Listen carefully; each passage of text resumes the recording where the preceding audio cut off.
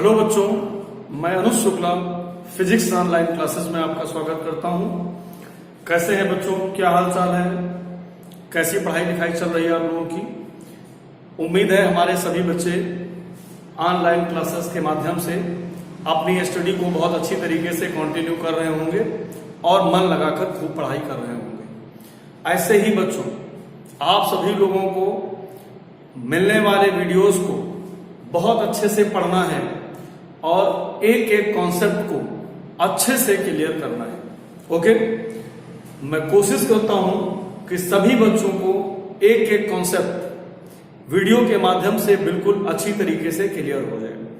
अगर किसी भी विद्यार्थी को किसी भी प्रकार की कोई प्रॉब्लम आती है तो वो मुझे अपनी समस्या को कमेंट में लिख करके भेज सकता है। उसकी समस्या को मैं अगले वीडियो में डिलीट कर दूंगा। ओके, तो आज बेटा हम लोग रिफ्रैक्शन ऑफ लाइट यानी प्रकाश के अपवर्तन में ही अपने लेक्चर नंबर 7 में है।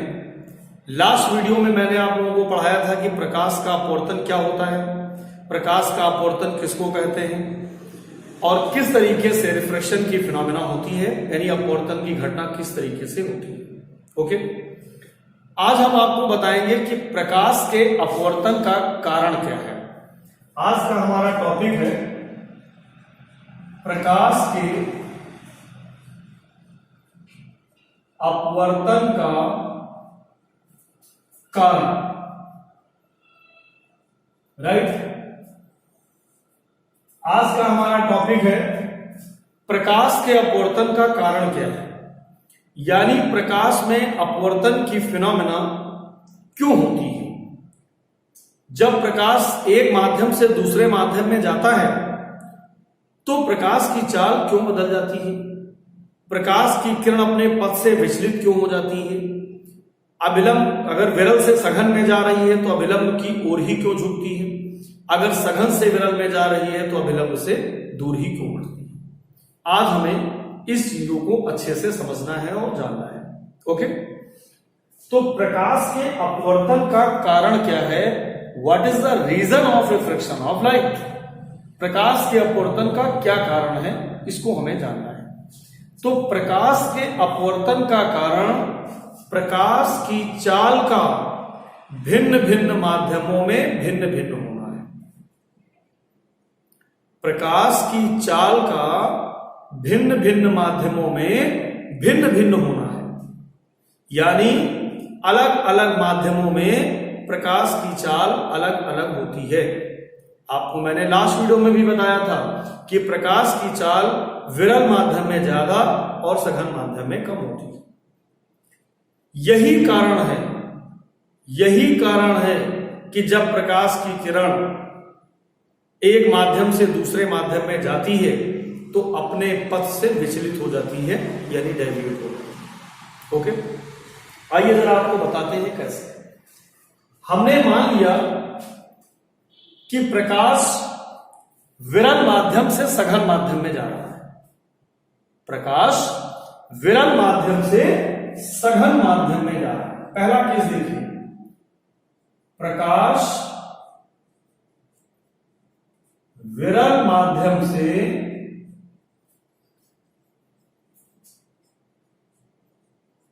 सघन माध्यम में जा रहा है।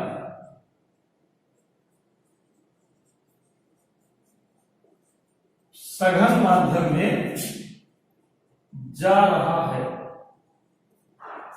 राइट,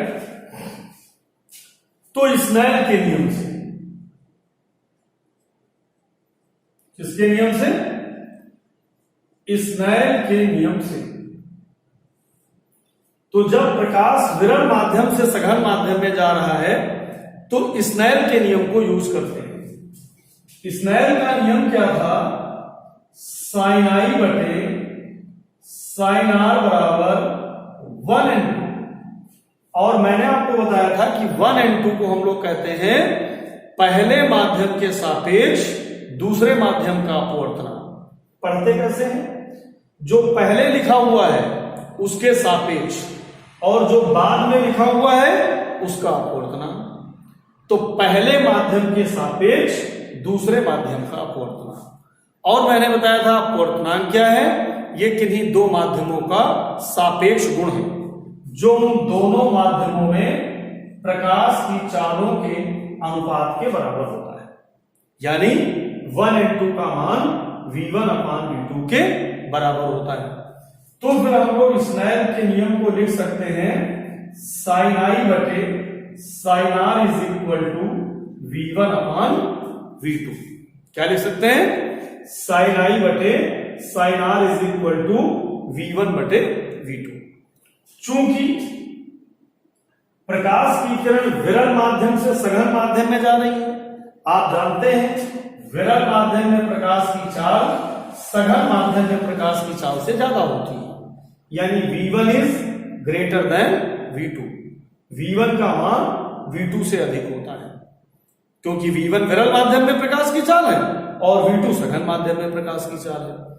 तो जब बेटा v1 का मान ज्यादा होगा और v2 का मान कम होगा, तो जब हम ज्यादा चीज को कम चीज से भाग करेंगे तो भागफल 1 से बड़ा आएगा। सबको पता है ना? ध्यान से सुनिए, अगर ऊपर अंश में यानी न्यूमरेटर में वैल्यू बड़ी है और डिनोमिनेटर में वैल्यू छोटी है यानी हर में वैल्यू छोटी है, तो भागफल हमेशा 1 से बड़ा आएगा। जैसे ऊपर 10 लिखा है, नीचे 2 लिखा है, तो भागफल 5 आएगा जो 1 से बड़ा होता है। कंफर्म? तो फिर हम लोग क्या लिख सकते हैं? sin i upon sin r is greater than 1। या इसको हम लोग क्या लिख सकते हैं? sin i is greater than sin r। Cross multiply कर देंगे, जब क्रॉस मल्टीप्लाई करोगे तो sin i is greater than sin r हो जाएगा। अगर हम दोनों पक्षों में कोणांकों की तुलना करें तो कोण i इज ग्रेटर देन कोण r। यानी इधर साइन का कोणांक क्या है? i, तो कोण i की वैल्यू कोण r की वैल्यू से ज्यादा होगी। यानी आपतन कोण ज्यादा होगा और अपवर्तन कोण कम होगा। ऐसी सिचुएशन कब बनेगी? ये पृथककारी तल है, इसको हम लोग क्या कहते हैं? इसको कहते हैं पृथककारी तल, इंटरफेस। इस तरफ माध्यम कैसा था? विरल। इस तरफ माध्यम कैसा था? सघन। राइट? और ये हम लोगों ने क्या ड्रा किया था? यहां पे अभिलंब यानी नॉर्मल ड्रा किया था। अभिलंब ड्रा किया था। अब प्रकाश की किरण ये आई, विरल माध्यम से कहां जाना है? सघन माध्यम में। और आपतन कोण I का मान ज्यादा है और R का मान कम है, तो ये आपतन कोण I हो गया। अब अपवर्तन कोण का मान आपतन कोण से कम होना है। इसका मतलब है कि ये प्रकाश की किरण जब दूसरे माध्यम में जाएगी तो अभिलंब की ओर झुकेगी। अगर सीधी जाती तो इसके जाने का मार्ग ये होता कि नहीं होता? और अगर इस डॉटेड लाइन के साथ ये एंगल बनाते तो दोनों कोण शीर्षाभिमुख होकर बराबर हो जाते। लेकिन प्रकाश की किरण ये जा रही है, अर्थात R की वैल्यू I से कम हो रही है। तो जब प्रकाश की किरण विरल माध्यम से सघन माध्यम में जाती है तो अभिलंब की ओर क्यों झुक जाती है? सबको पता चला अभिलंब की ओर झुकने का कारण क्या है? क्योंकि ऐसी परिस्थिति में आपतन कोण I का मान R से बड़ा होता है, यानी I की वैल्यू ज्यादा होती है और R की वैल्यू कम होती है। इसी वजह से प्रकाश की किरण अभिलंब की ओर झुक जाती है। तो बेटा सभी बच्चों को पहली कंडीशन क्लियर हुई कि जब प्रकाश की किरण विरल माध्यम से सघन माध्यम में जा रही होती है तो अभिलंब की ओर क्यों झुक जाती है। कंफर्म है सभी को? बहुत अच्छी बात है। सारे बच्चे इसका स्क्रीनशॉट ले सकते हैं और अच्छे से समझ सकते हैं। अब हम दूसरी कंडीशन पर आएंगे। और दूसरी कंडीशन क्या है? दूसरी कंडीशन देखिए, अब हम लोग दूसरी कंडीशन को देखेंगे। जब प्रकाश की किरण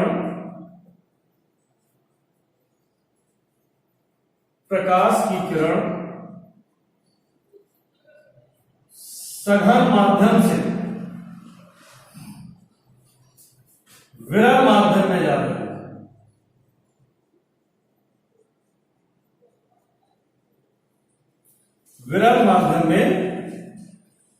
जा रही हो, राइट।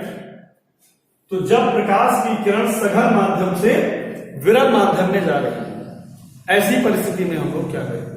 ठीक, देखो बेटा ऐसी परिस्थिति में क्या करना है। अब जब हम स्नेल का नियम लगाएंगे,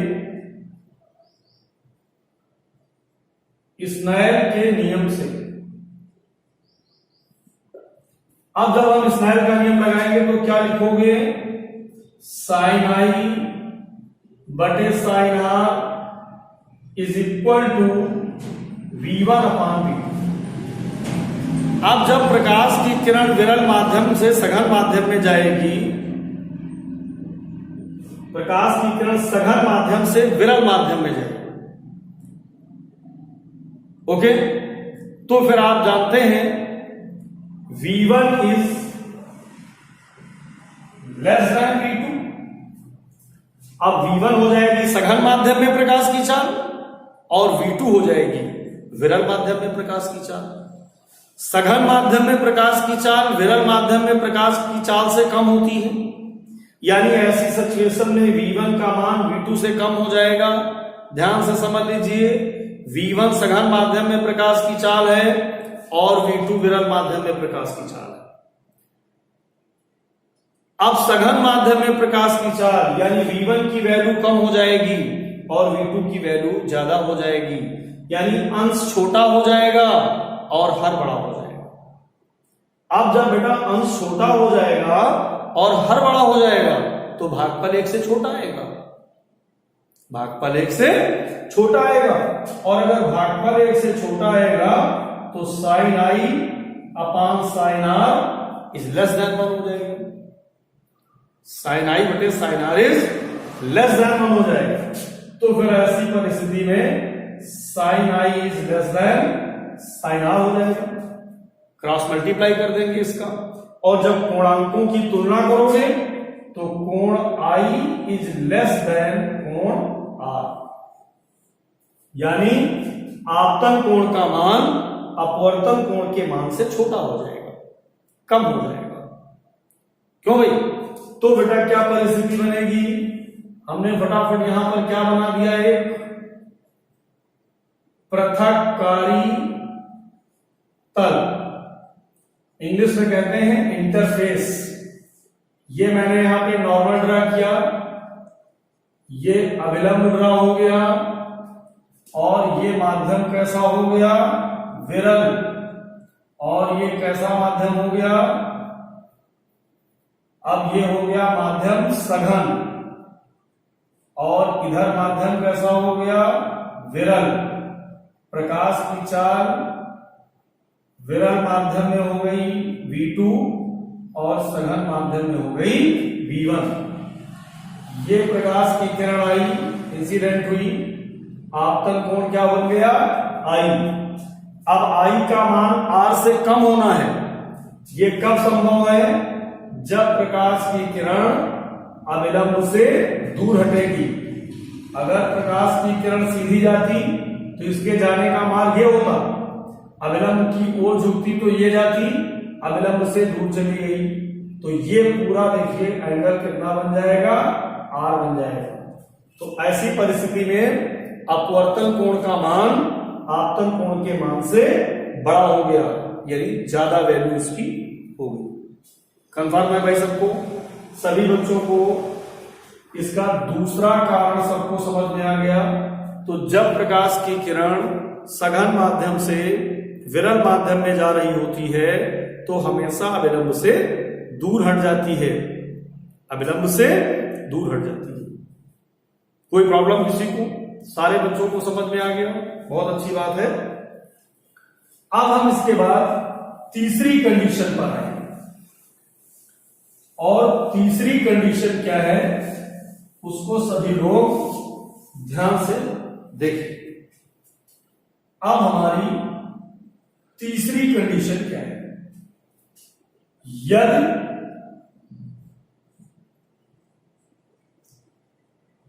पृथककारी तल के दोनों ओर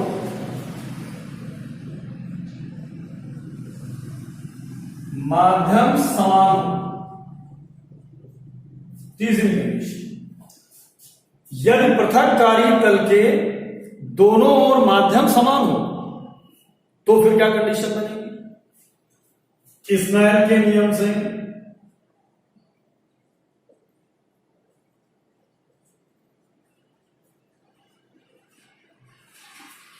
अब बेटा हम लोग क्या लिखेंगे? साइन आई अपान sine r is equal to V1 अपान V2।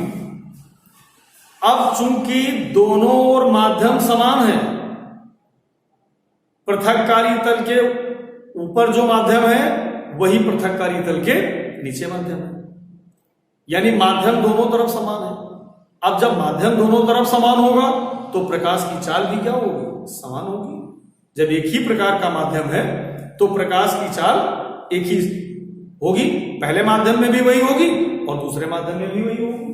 यानी ऐसी सिचुएशन में V1 का मान किसके बराबर हो जाएगा?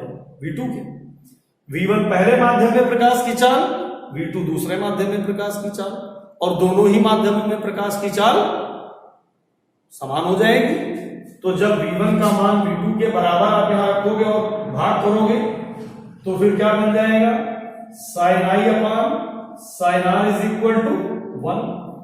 जब V1 की जगह पर V2 रखोगे, डिवाइड करोगे तो 1 आ जाएगा, और क्रॉस मल्टीप्लाई करोगे तो sine i is equal to sine r हो जाएगा, यानी कोण आई इज इक्वल टू कोण आर हो जाएगा। ऐसी परिस्थिति में आपतन कोण और अपवर्तन कोण के मान बराबर हो जाएंगे।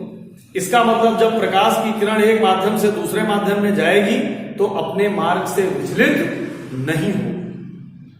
वाई?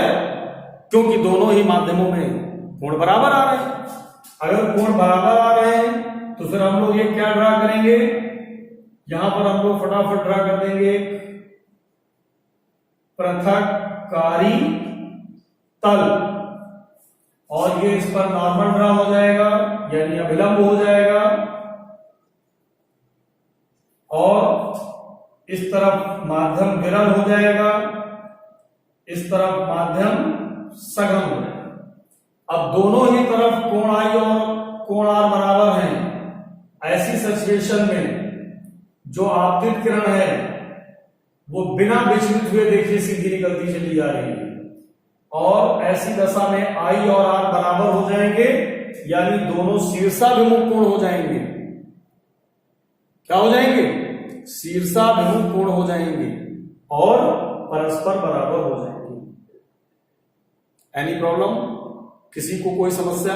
यानी प्रकाश की किरण बिना विचलित हुए दूसरे माध्यम में सीधे निकल जाएगी, अर्थात उसके पथ में कोई डेविएशन नहीं होगा, उसके पथ में कोई विचलन नहीं होगा। कंफर्म है सभी को? क्लियर है भाई? तो ये हमारी हो गई तीसरी कंडीशन, यानी अगर दोनों ही माध्यमों में प्रकाश की चाल बराबर है तो कोई प्रकाश की किरण में विचलन नहीं होगा। ओके, अब इसके बाद हम एक विशेष नोट पर डिस्कस करेंगे, और वो विशेष नोट क्या है सभी को ध्यान से समझना है। अब हम लोग एक विशेष नोट देखेंगे, और ये विशेष note very very most important, बहुत इंपॉर्टेंट है विशेष नोट, इसको ध्यान से समझिए। जब भी कोई प्रकाश की किरण एक माध्यम से दूसरे माध्यम में जाती है, जब भी कोई प्रकाश की किरण एक माध्यम से दूसरे माध्यम में जाती है, तो कौन कौन सी भौतिक राशियां हैं, कौन कौन सी फिजिकल क्वांटिटीज हैं जो बदल जाती है, चेंज हो जाती है, राइट? जब प्रकाश की कोई किरण एक माध्यम से दूसरे माध्यम में जाती है तो कौन कौन सी भौतिक राशियां हैं जो बदल जाती हैं? नंबर 1, चाल बदल जाती है, चेंज हो जाती है। नंबर 2, तरंगदैर्घ्य बदल जाती है, यानी चेंज हो जाती है। नंबर 3,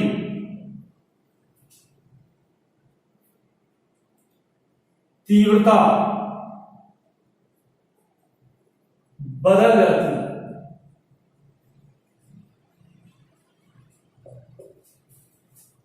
जब प्रकाश की किरण एक माध्यम से दूसरे माध्यम में जाती है तो कौन कौन सी ऐसी भौतिक राशियां हैं जो बदल जाती हैं, यानी जो चेंज हो जाती हैं, परिवर्तित हो जाती है। एक तो स्पीड चेंज हो जाती है, यानी चाल बदल जाती है। दूसरी वेवलेंथ यानी तरंगदैर्घ्य बदल जाती है, तरंगदैर्घ्य बदल जाती है।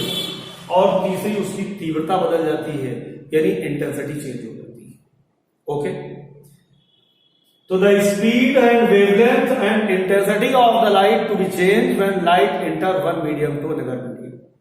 जब प्रकाश की चाल एक माध्यम से दूसरे माध्यम जब प्रकाश एक माध्यम से दूसरे माध्यम में जाता है।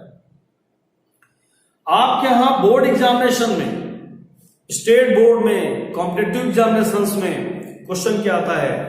क्वेश्चन ये नहीं आता है कि कौन कौन सी भौतिक राशियां बदल जाती हैं, ये नहीं आता है। आता है कौन सी भौतिक राशि है जो नहीं बदलती। कौन सी भौतिक राशि है जो नहीं बदलती है, यह क्वेश्चन आता है। कौन सी राशि चेंज नहीं होती है? तो नंबर 4, प्रकाश की आवृत्ति नहीं बदलती है।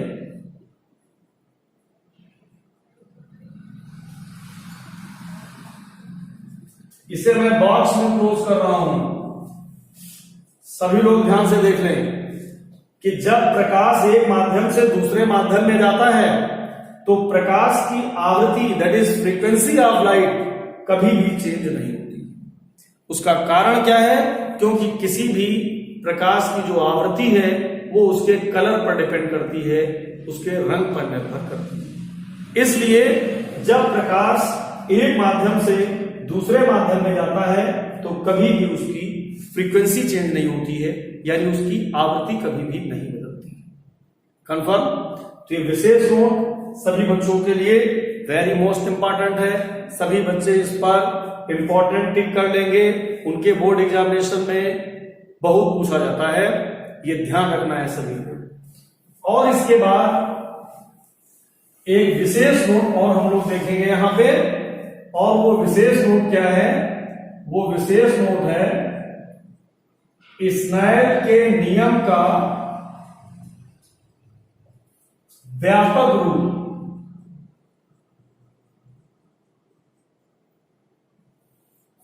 स्नेल के नियम का व्यापक रूप क्या है? General form of Snell's law क्या है? इसको देखिए, इस पर ऑप्शनल आते हैं, बहुत ही इंपॉर्टेंट ऑप्शनल आते हैं। स्नेल के नियम का व्यापक रूप हमें जानना है। स्नेल के नियम का व्यापक रूप क्या होता है? तो देखिए, आप सभी लोगों ने पढ़ा साइन आई बटे साइन आर बराबर होता है 1/2, और 1/2 क्या है? V1 अपान V2। V1 पहले माध्यम में प्रकाश की चाल है, V2 दूसरे माध्यम में प्रकाश की चाल है। अगर पहला माध्यम, यदि पहला माध्यम